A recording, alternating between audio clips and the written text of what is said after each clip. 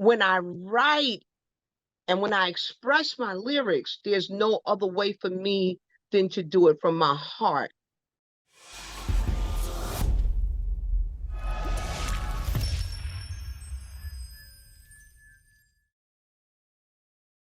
Okay, today is Monday, January 1st, 2023. Who are we speaking with? Koffee, the first Floetress of house. What is your intention when you make music? To reach everyone, young, old, black, white, with real, raw lyrics that people can identify with. Where were you born and where did you grow up? Well, I'm from the bricks, and what that means is Newark, New Jersey, and that's where I grew up at. And what kind of music did you hear around the house when you were growing up as a child? Oh, well, let me tell you, it's always been for me, club music, R&B, house music, but back then we didn't call it house. So it's always been that soulful dance vibe that does it for me. Gotcha. Describe soulful house for those that don't know what it is. To me, soulful house is something that you really can't describe. And you can't describe it because once you hear it, you just know it. You just feel it. It's something you feel. It's not anything that you can describe. You can't can it up and give it to someone. It's either you feel it or it's either you don't. It's more of an experience. That's real. That's real. Let's do you remember your first club you went to? My very first club was called Club Paradisio. And it was in Newark. And Mark IV used to give this big party. And I must have been about 14, 15. And from there, I elevated, snuck in Zanzibar and Club New Experience. But Paradisio was my very first club. Now describe Paradisio for those that have never been there. Talk about the vibe, the energy, the sound system, the fashion. Oh my God, the vibe, especially as a young girl, you got to remember, I was 14. So the vibe, you've seen disco all around, and you've seen that vibe from what do you call it? Studio 54, places where you know that you were too young to get into.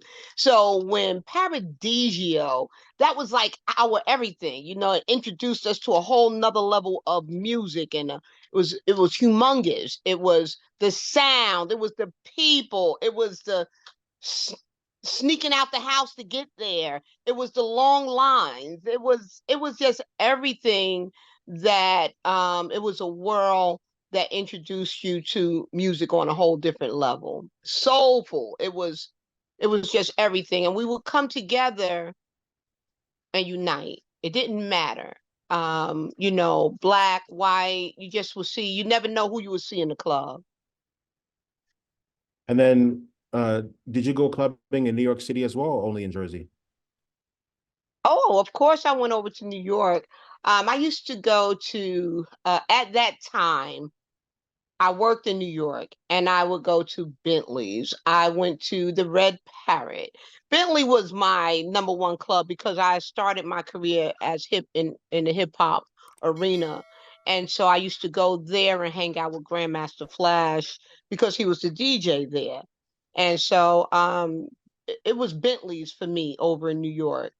And then it was this club.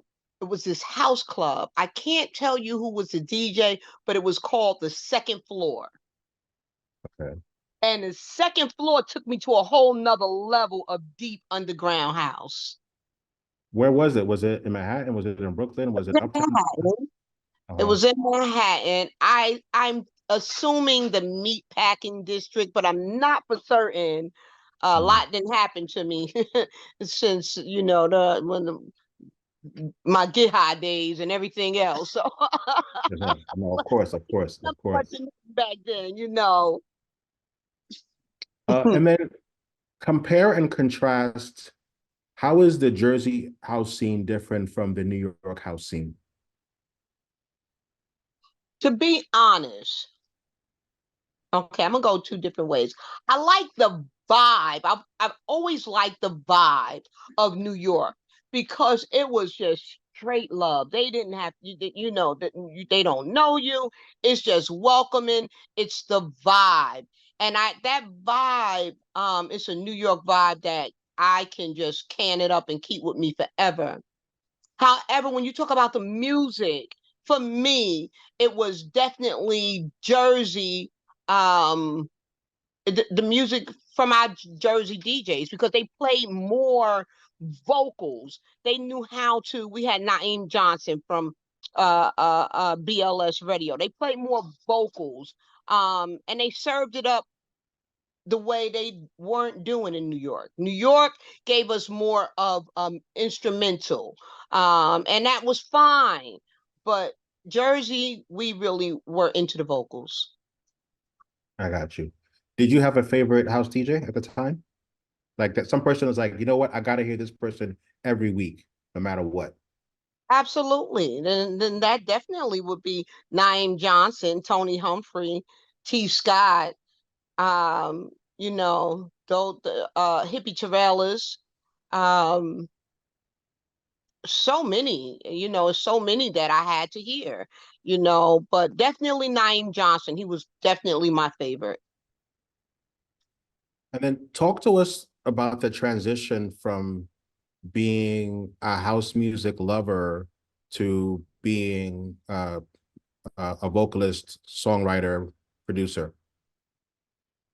Well, I've always been an artist. When I came into the scene, I was an artist. So the artistry in me was first and foremost, So um, yeah, that part. I've always been an artist, but uh, supporting the clubs is something that I love to do as well. I'm also a party head, and I like to um, just flavor different parties. From New York, we used to go to Together in Spirit. Was it Together in Spirit and Spirit in Motion?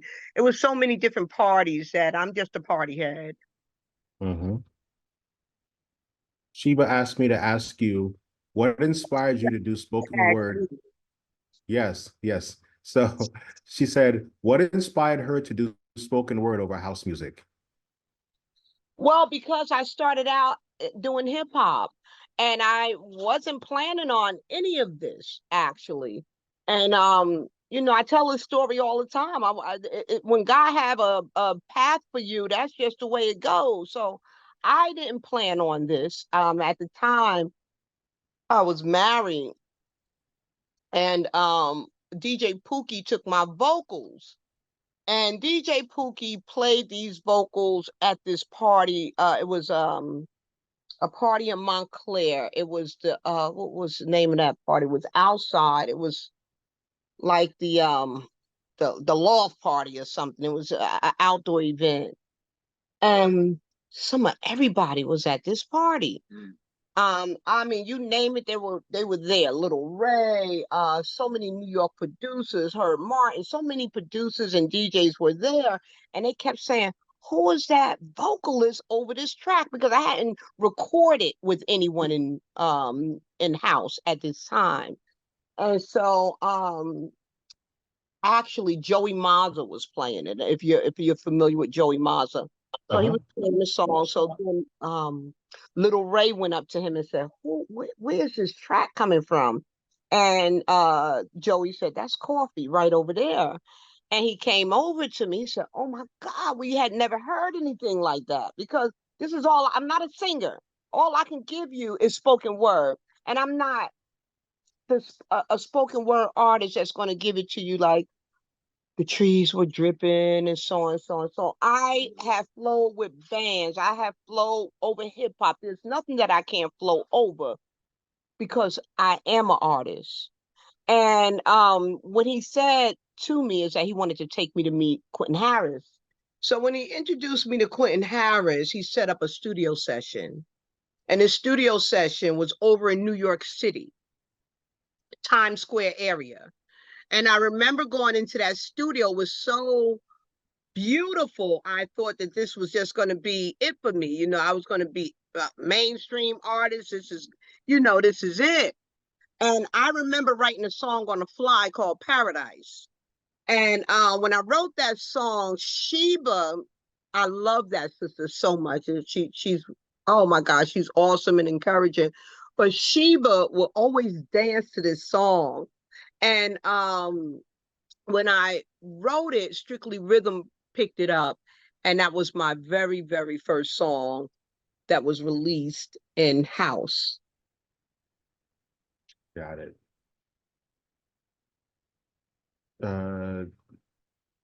Sheba also asked me to ask you, her lyrics are so profound.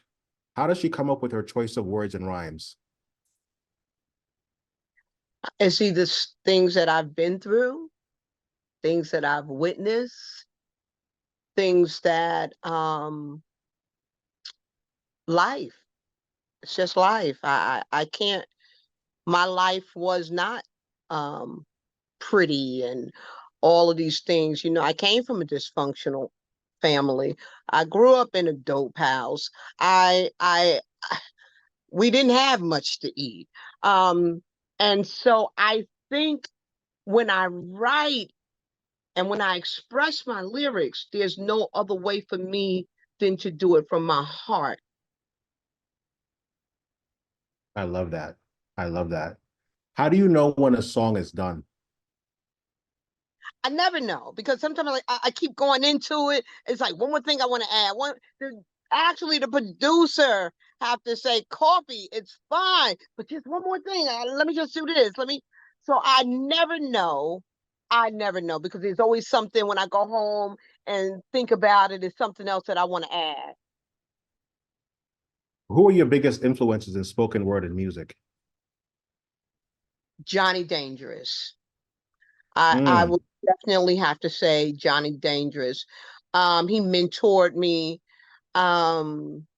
He's just wow, a talent to be recognized. And it would definitely be Johnny Dangerous. And then talk to us about your creative process. How do you create your spoken word pieces? Do you start with the concept? Do you start with the phrase? Do you want to hear the rhythm first? Like, how do you walk us through that process? Well, I definitely do not start with the rhythm. I just start with whatever pops in my head. So it could be something that I went through the course of the day, like Stim and I, we made this song. I can't. I came in the studio to record for another producer, but he had this track going. And I simply said, I didn't choose this life. This life chose me. And I didn't pick this fight. This fight picked me. And when I did that over this track, it ended up being something that we just started creating and creating.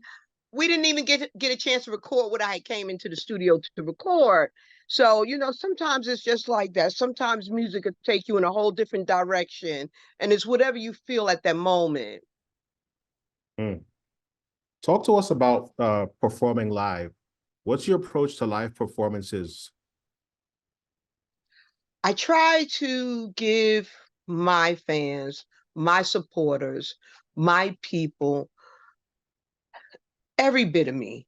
And when I say that, I like to come just as raw as they hear my lyrics in a song. So I talk with them as if they are my family because in this house genre, we are family. So I speak to them like we're family. And it feels like they really know me. And I feel like I really know them. So I connect with them first. When I say, hey, y'all, I want y'all to get your hands up, they right with me. When I say I want you to say this or that, they're right with me. And knock on wood, my shows I interact with my people just by being myself.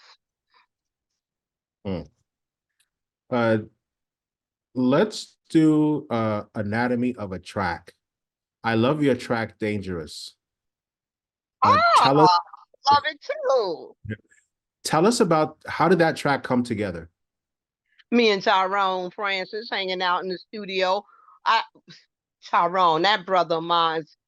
Tyrone and I would hang out in the studio all day, all night, wake up, sun coming out.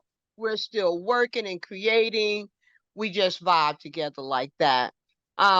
There's a lot of songs. Dangerous. There's one that's called In My Veins that Tyrone and I also came up with. It's just that it's a lot of, and Sheba knows, I talk to her about this a lot. It's a lot of,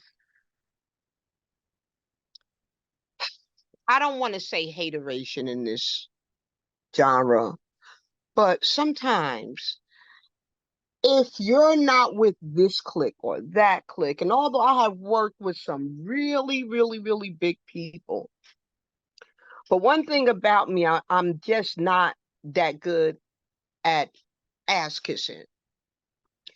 And because I'm not, I expect if you hire me to do a song, and everybody I've worked with, they have asked me, Coffee, I would like to work with you. So when you ask me, could we work together? And then I got to do all of the uh, begging for this, begging for that, or, in hip hop, it's a little bit different. And I'm going to just say this. When an artist have a show, she brings her DJ. Here is strictly about the DJ, and it's becoming more so that it's really totally out of control. You would think that there's only three house female artists in the business, but there's many of us. You would think there's only three because those are the only three that they reach out to. Um, I know whenever I'm performing, is somebody said, Coffee, I am so there because it's more like a treat because I'm not out all the time. And so when I do come out and I do get on the stage, I'm bringing my all. But there's so much hypocrisy in a way because we speak about love, we speak about this, we speak about that. This is our MO. And then um you look around and you better make it happen by yourself. Mm, You better mm. get your own label. You better get your own DJ. You better get your own everything if you really, really, really want it to happen. So that's been a struggle, not just for me, but for a lot of artists, that's in this genre. Let's talk about another track. Uh, Tell us about how this track came together and tell us about the message of the track. Touch My Sexuality. Touch My Sexuality is basically about music. And that's how I felt. I was um, having me a drink that day when I wrote that song. I was in the studio with Charles McDougall, and he said, "Coffee, I want you to hear this track." And instantly, "Touch My Sexuality" just came to my mind.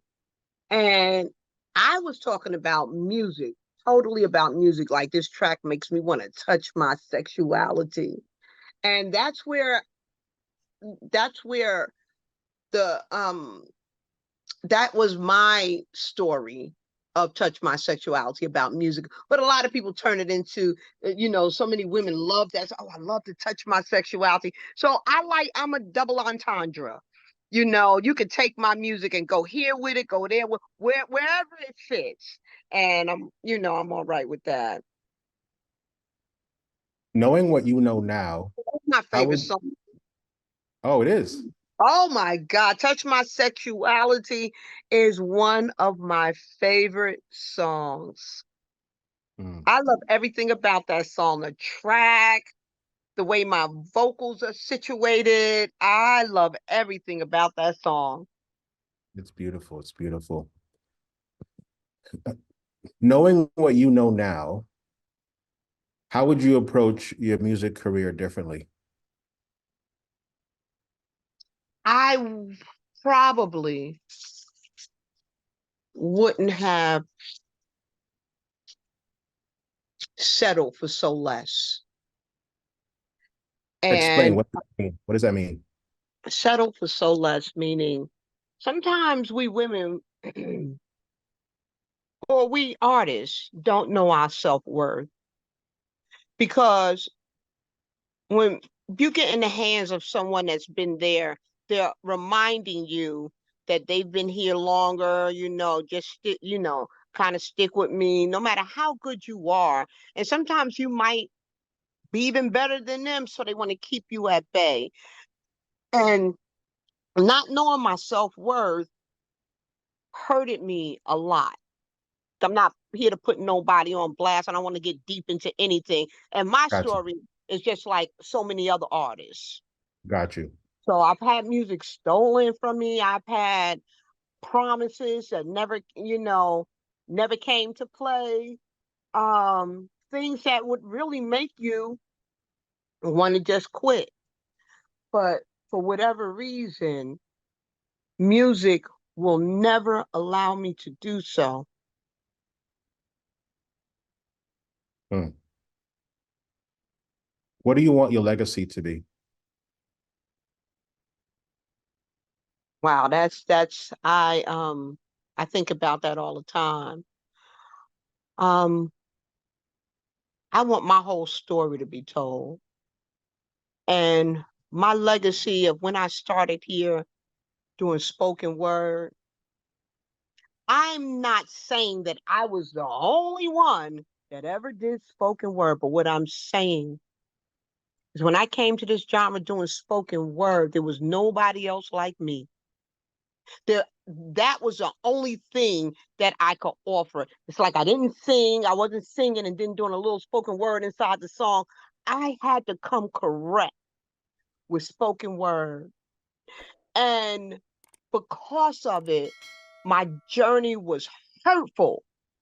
And when I say hurtful, I had so many people saying to me, "Oh no, I don't know about spoken word," without hearing me, without knowing, without feeling my vibe that it was different.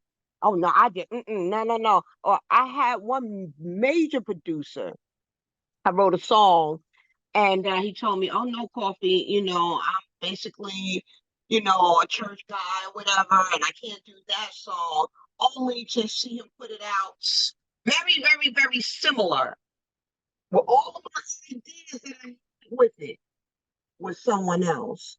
And so I had, when I say I went through pain and suffering, I can't even tell you, because my spoken word journey was something, it's a force to be recognized, and I'm still here. And I've made so many hit songs. I've worked with so many top producers in lieu of everything that I've gone through. And I just never quit. And the story is really, really deep. Now you got spoken word artists that come in and it's just like DJs. They just want to be. They have no journey. They just want to be an instant success.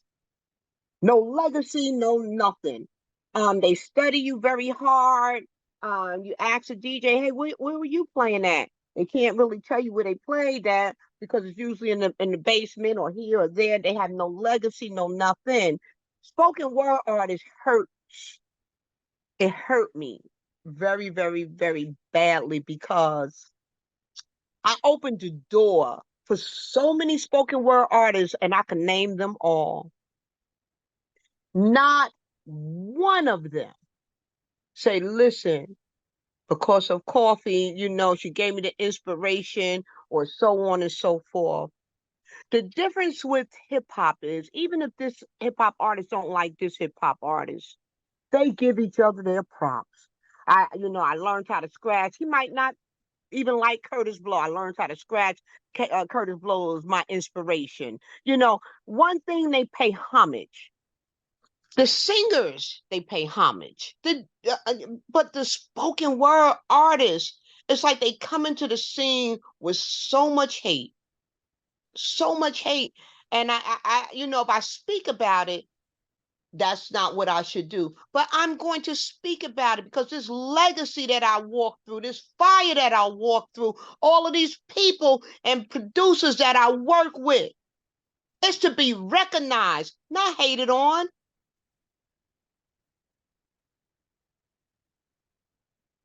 Amen.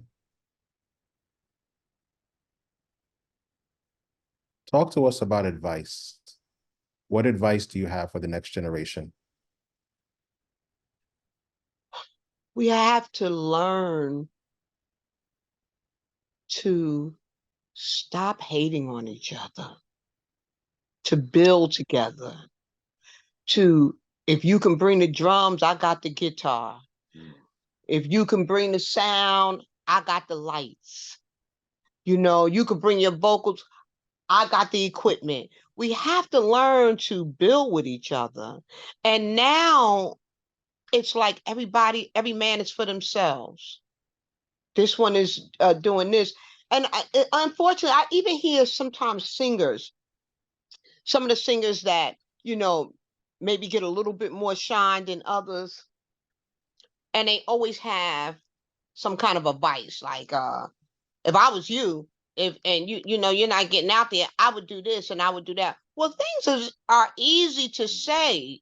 If you have an entourage of people, your journey might be hard, but you also are in with the right people that are steering you along in the right way. But that's not just everybody's story. It doesn't make them any less of an artist. It's just that, hey, look, at my job, I'm a social worker. I just was promoted. It doesn't make me any better than the young lady that was there before me, but I just was in the right place at the right time. And so, sometimes people's head is so big and they say things that could be hurtful. But see, I always remember God says, be careful that you don't, those who stand, and be careful that you don't fall.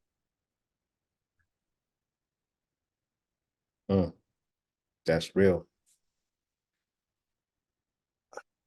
How do you think spoken words artists are changing the landscape of house music? They really are doing an amazing job. And I mean, some I will say this, it's changing the whole perception of spoken word. A lot of spoken word artists they just coming in with the right producer, and they instantly coming into the game, and it's really hitting. But sometimes it's a hit or miss because people think spoken word is easy, and it's not. You have to know music. You have to know how to count bars. You have to know when to stick and move when you're doing spoken word. You got to know the concept of the whole track and everything that you're working with. You got to know music. And these people are coming into the scene. Most of them are dancers. Most of them boyfriend is a DJ. Most of the spoken word artists, they boyfriends are DJs. That never was my story. I didn't have no boyfriend that was a DJ. I came into the scene and I was an artist, and I've been an artist before I got here, but they come in because they look around and they say, ooh, if Koffee could do spoken word, tell their boyfriend, hey, record my vocals over over a track. So now they're in a lieu of feeling like they are comparing themselves to me. And it's really hurtful because I will open my door to anybody. Anybody that have known me, I have opened the door for so many DJs included, artists included. And they come in with, now they're just my competition. And it's hurtful. It really is.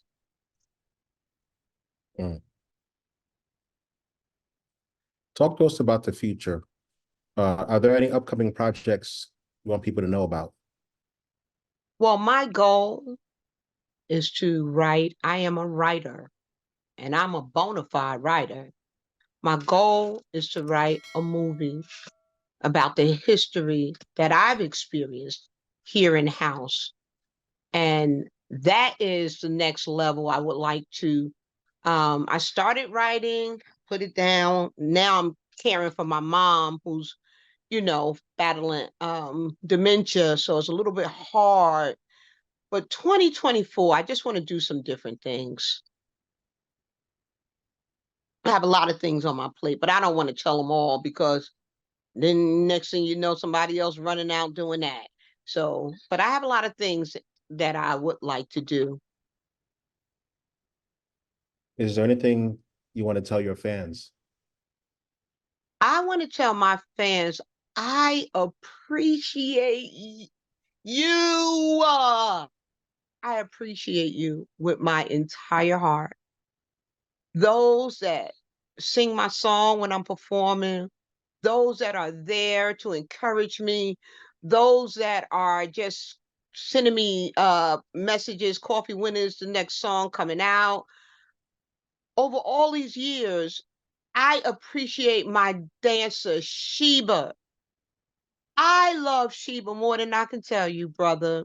No matter where I'm performing at, Sheba's like, come on, well, let's just do this. And she's there. Whether she's coming from Washington, New York City, it don't matter. And she's been my true friend and supporter. Mm. Those are the questions that I had. Is anything else you want to say? Well, no, I'm good if you good. Thank you so much. I appreciate your music. I love it. Okay, thank you so much for thinking of me. Okay, brother, thank you so much. Happy New Year. Happy New Happy Year. New Year. Happy New Year. Okay, honey. Bye now.